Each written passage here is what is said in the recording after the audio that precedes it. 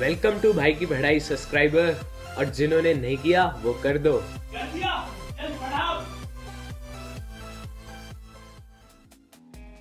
हो गया रेस्ट पूरा, आ गए वापस। चलो फिर, अब हमने ये तो पता लगा लिया कि कौन से खाने में कौन सा न्यूट्रिएंट है, लेकिन अब हम पता लगाएंगे कि अलग अलग तरह के न्यूट्रिएंट्स का हमारी बॉडी में क्या काम।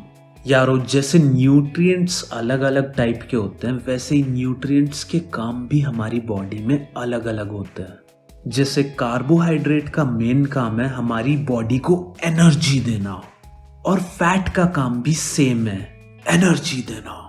अब तुम बोलोगे यार फिर कार्बोहाइड्रेट और फैट में फर्क क्या हुआ?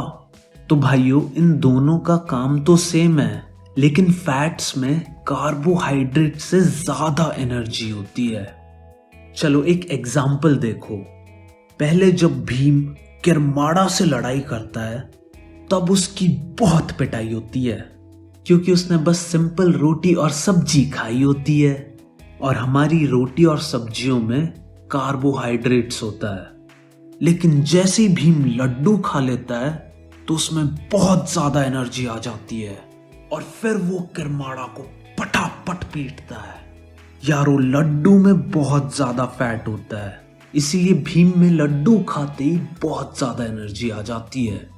देखा, सिंपल था। अब बात करते हैं अगले न्यूट्रिएंट प्रोटीन की। प्रोटीन को बॉडी बिल्डिंग फूड भी बोलते हैं। सुना तो होगा तुमने, जितने भी जिम जाने वाले लोग हैं वो बोलते रहते हैं एक प्रोटीन का डब्बा खाऊंगा, ब्ला ब्ला ब्ला। सब प्रोटीन का पाउडर खा खा कर बॉडी बनाए जा रहे हैं। यारो, अब अपनी बॉडी भी बन गई, एनर्जी भी आ गई। अब हमें और क्या चाहिए? तो सुनो, हम कभी कभी बीमार भी तो हो जाते हैं। हमारी बॉडी को इन बीमारियों से बचाने के लिए भी न्यूट्रिएंट्स चाहिए होते हैं। इनको हम विटामिन्स बोलते हैं। विटामिन्स भी बहुत सारे टाइप के होते हैं, जैसे vitamin A, B, C, D, E, K. तो दोस्तों जरा सोचो, अगर विटामिन कई तरह के होते हैं तो इनका काम भी अलग अलग ही होगा। तो आओ विटामिन्स के काम देख लेते हैं। सबसे पहले आता है विटामिन ए। विटामिन ए हमारी बॉडी की स्किन और हमारी आईज को हेल्दी रखता है। फिर बारी आती है विटामिन बी की। विटामिन बी हमें इन्फेक्शन से बचाता है। विटामिन सी भी हमें बहुत सारी बीमारियों से बचाता है।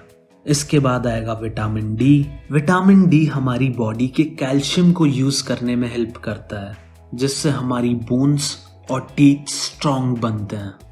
तो भाई लोग, विटामिन्स के बाद अब हम नेक्स्ट न्यूट्रिएंट की बात करेंगे, जिसका नाम है मिनरल्स। मिनरल्स का मेन काम होता है बॉडी की अच्छे से ग्रोथ करना। वैसे मुझे याद है, जब मैं 6th में था तब मैं रोज स्कूल से घर आकर अपनी हाइट नापता था।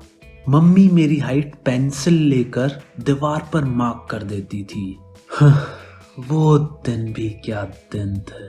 यारो, इन सब न्यूट्रिएंट्स के अलावा हमारी बॉडी को अच्छे से मेंटेन करने के लिए कुछ एक्स्ट्रा मटेरियल्स की भी जरूरत होती है, जैसे डाइटरी फाइबर्स एंड वाटर। यारो, ये इंपॉर्टेंट पार्ट है, तो इसको थोड़ा अच्छे से समझना।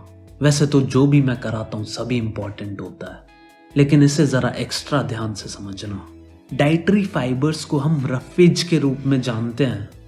रफेज हमें प्लांट से रिलेटेड खाने से मिलता है, जैसे गेहूं, दाल, आलू, फल, सब्जियां एटसेट्रा। रफेज से हमें कोई न्यूट्रिएंट नहीं मिलता, पर ये हमारी बॉडी को अनडाइजेस्टेड फूड से छुटकारा पाने में हमारी मदद करता है। जैसे तुम्हारे ग्रुप में एक बच्चा होगा जो स्पोर्ट्स में बड़ा बेकार खेलता होगा, लेकिन जब तुम टीम बनाते हो तो तब तुम्हें उसे आखिरी में लेना ही पड़ता है ताकि टीम पूरी हो जाए। बिल्कुल इसी तरह रफेज है। इसका हमारी बॉडी में कोई मेन काम नहीं होता, बस जब भी बॉडी को वेस्ट मटेरियल निकालना होता है तो तब रफेज को यूज करने की याद आती है। अब बात करते हैं पानी की। जैसे डाइटरी फाइबर से हमें कोई न्यूट्रिएंट नहीं मिलता, ठीक वैसे ही भाई लोग, पानी से भी हमें कोई न्यूट्रिएंट्स नहीं मिलते। अब तुम सोचोगे न्यूट्रिएंट नहीं मिल रहा तो इसे पीने की क्या जरूरत? लेकिन यार हमारी बॉडी को पानी की ज़रूरत होती है। आओ इन ज़रूरतों को देखते हैं। जब भी हम कोई लिक्विड चीज़ पीते हैं तो उससे हमारी बॉडी को वाटर मिलता है। लिक्विड चीज़ों में आ जाएगा दूध, चाय, पानी या तुम्हारी कोई एनर्जी ड्रिंक। अब ये पानी हमारी बॉडी में जो भी न्यूट्रिएंट्स होते हैं उनको एब्जॉर्ब कर लेता है और एब्जॉर्ब किए हुए न्यूट्रिएंट्स को बॉडी के अलग अलग पार्ट्स में पहुंचा देता है। इसके साथ साथ पानी हमारी बॉडी से वेस्ट मटेरियल को भी बाहर निकाल देता है, कभी पसीने के रूप में तो कभी सुसु के रूप में। देखा तो होगा तुमने, तुम्हें कभी पसीना आता है तो कभी सुसु, तो ये बॉडी का वेस्ट मटेरियल ही निकल रहा होता है। इसलिए पानी पीते रहो और बॉडी को हेल्दी बनाते रहो। अरे हाँ भाई, हेल्दी से याद आया, हेल्दी बॉडी बनाने के लिए हमें हेल्दी खाना भी तो खाना है। और हेल्दी खाना होता है जिसमें सारे न्यूट्रिएंट्स इक्वली डिस्ट्रीब्यूट हों। इंग्लिश में बोले तो a diet which contains a good balance of nutrients, roughage and water is called a balanced diet. Balanced diet में सब न्यूट्रिएंट्स होते हैं जिसकी हमारी बॉडी को ज़रूरत है। तो हमारी बॉडी को अलग अलग टाइम पर अलग अलग डाइट की ज़रूरत पड़ती है। मतलब अगर हम ज़्यादा काम करेंगे तो हमें ज़्यादा भूख लगेगी और हम ज़्यादा खाना खाएंगे।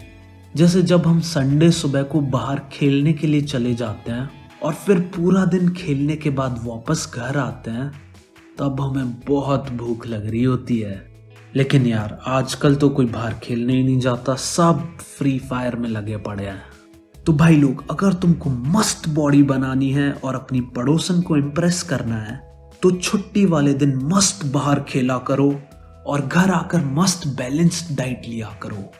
चलो अब हम देखेंगे कि कैसे हम अपनी बैलेंस डाइट को खराब होने से बचा सकते हैं। कई बार दोस्तों हम खाना बनाते टाइम भी न्यूट्रिएंट्स को लूज कर देते हैं। जैसे अगर खाना सही से ना पका हो तब, या जब हम फ्रूट्स और वेजिटेबल्स को छीलते हैं या कट करते हैं तब भी हम न्यूट्रिएंट्स को लूज करते हैं। इन छोटी छोटी गलतियों के कारण हम न्यूट्रिएंट्स को लूज कर देते हैं। कुछ विटामिन्स तो ऐसे हैं जो कुकिंग की हीट की वजह से डिस्ट्रॉय हो जाते हैं, जैसे विटामिन सी। इसलिए हमें अपनी बैलेंस डाइट को अच्छे से प्लान करना चाहिए। अगर हमारी डाइट सही से बैलेंस नहीं होगी तो हमें कई तरह की बीमारियां हो सकती हैं। जैसे अगर हमारी डाइट में फैट ज़्यादा हो गया तो हम बहुत मोटे हो जाएंगे, जिसको ओबेसिटी कहते हैं। तुमने अपनी क्लास में देखा तो होगा, एक बच्चा जो पूरे टाइम पिज्जा, बर्गर, समोसे खाता रहता है, वो खुद भी बहुत फूल गया होगा। लेकिन यार पिज्जा बर्गर का नाम सुन के मुझे भी थोड़ी सी भूख तो लगाई। चलो यार मैं भी चलता हूँ थोड़ा सा मोटा होने, और मिलते हैं अगले एपिसोड में।